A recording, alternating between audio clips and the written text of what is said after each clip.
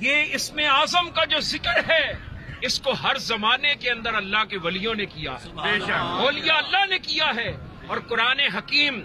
فرقان مجید، کتاب عزیز، کتاب مکنون، کتاب مقدس، کتاب مدبر، کتاب تحقیق، کتاب ہدایت، کتاب معرفت، کتاب کل، یعنی قرآن پاک کے اندر اللہ رب العالمین نے ارشاد فرمایا،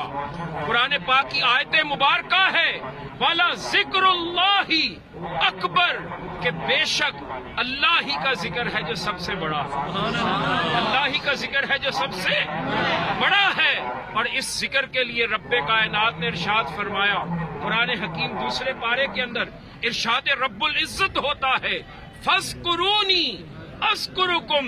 اے میرے بندے تو مجھے یاد کر، میں تجھے یاد کروں، میرا ذکر کر، نعرہ رسالت، نعرہ حیدری، نعرہ غوثیہ۔ ارشاد رب العالمین ہوتا ہے اے میرے بندے تو مجھے یاد کر، میں تجھے یاد کروں گا، تو میرا ذکر کر، میں تیرا ذکر کروں گا۔ اور حدیث پاک کے اندر نبی دو عالم حضرت محمد مصطفیٰ صلی اللہ علیہ وسلم نے ارشاد فرمایا، رحمت عالم صلی اللہ علیہ وسلم ارشاد فرماتے ہیں اللہ کے ذکر سے بڑھ کر کوئی چیز عذاب قبر سے بچانے والی نہیں،